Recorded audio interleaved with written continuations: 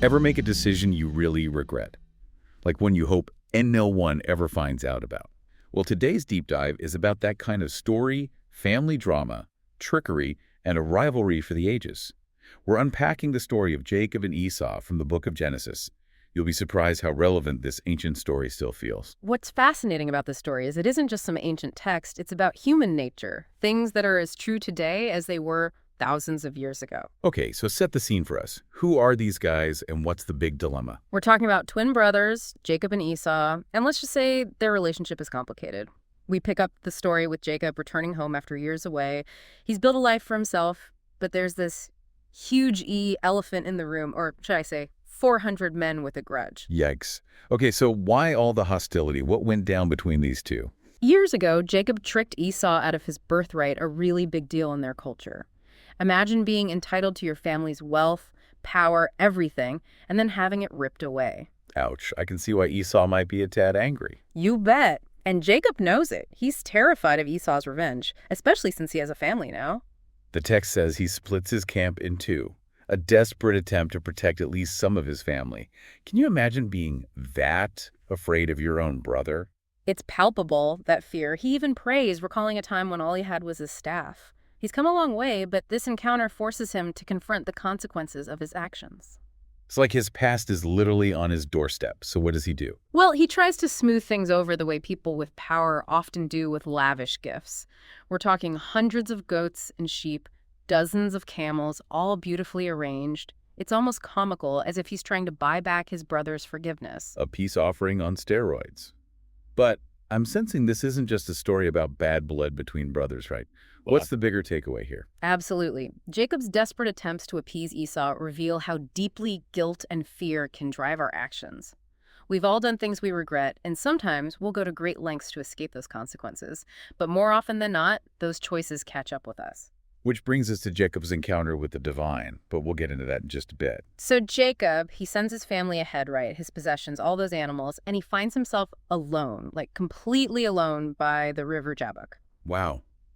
Talk about a lonely vigil. What do you think, what's going through his head at this point? I mean, we can only imagine, right? But I think it's safe to say he's facing a reckoning, not just with Esau, but with himself, you know? And it's then in that moment of utter isolation that something truly extraordinary happens.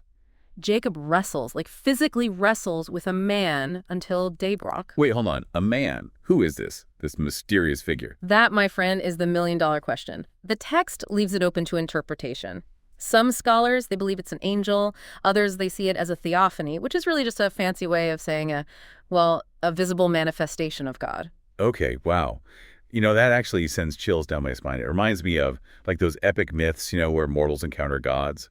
Exactly. It's this powerful moment of divine intervention, this clash between, the human and the divine.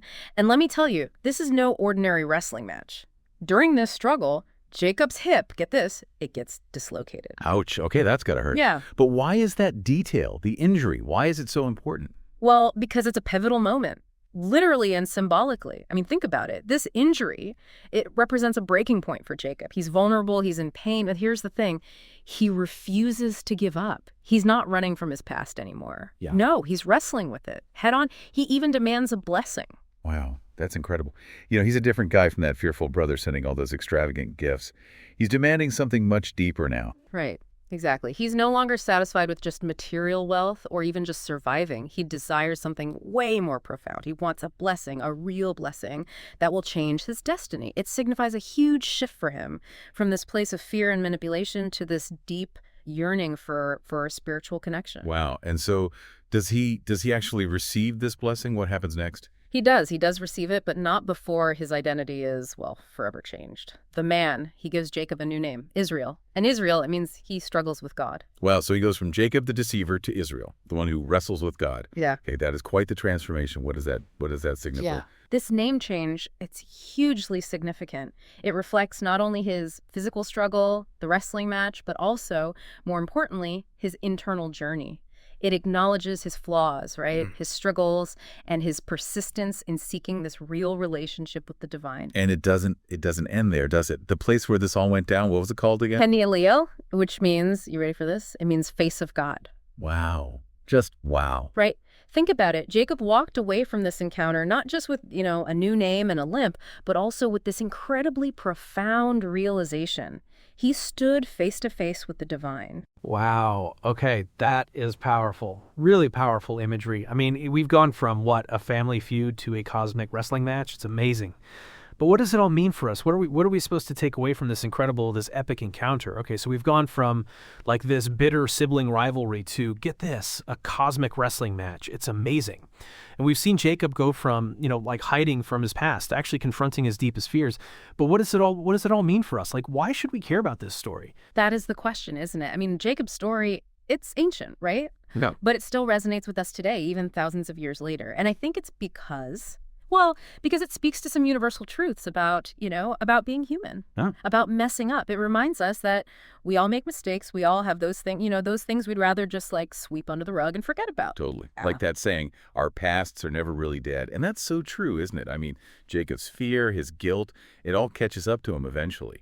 But what's interesting is it's what happens next. Because this story, it's not just about punishment or retribution for what he's done. Right. No, you're absolutely right. It's about something much bigger. It's about transformation. See, Jacob's wrestling match is like the powerful metaphor for our own internal struggles, right? We all have that voice in our heads, that nagging doubt, that sense of what if. And sometimes, honestly, the only way to really move forward is to just confront those shadows head on. Yeah. And that's how we grow, right? Yeah. In those moments of like real vulnerability, when we're kind of forced to face who we really are. And look at Jacob at what seems like his weakest point. What happens? He's given a new name, a new identity. It's like he's being reborn. It really is like a rebirth, isn't it? And there's this beautiful irony in that, right? Because he doesn't shy away from the struggle. He leans into it. He demands a blessing, even though he knows it's going to be hard. It's not going to be easy. And that, I think, is a key takeaway here. Transformation, it takes real effort. Yeah. It requires us to acknowledge our limitations, our mistakes, and to keep striving, keep reaching for something more. So it's not about just outrunning our pasts or pretending they didn't happen. It's about, like you said, wrestling with them, learning from them, and ultimately like using those experiences as fuel for growth. Yes, exactly. Jacob's journey from deceiver to patriarch, it shows us that it is never, ever too late to change. We all have that potential for greatness within us, but sometimes, it takes a bit of wrestling with our own demons to kind of unlock it. That is so true. And as we're wrapping up this deep dive, I'm left with this question. What are we wrestling with in our own lives? What are those things that hold us back, that keep us from really reaching our full potential? That is a great question. And maybe even more importantly, how can we take those struggles, those things we wrestle with, and turn them into opportunities for growth and renewal?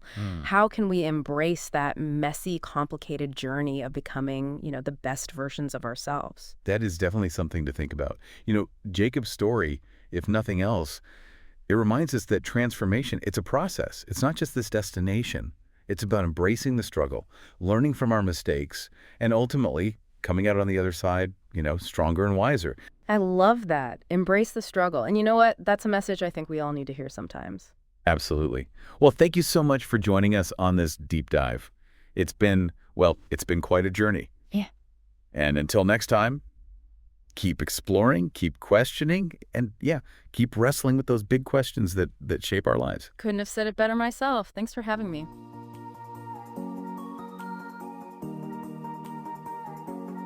Thank you for spending this time with us.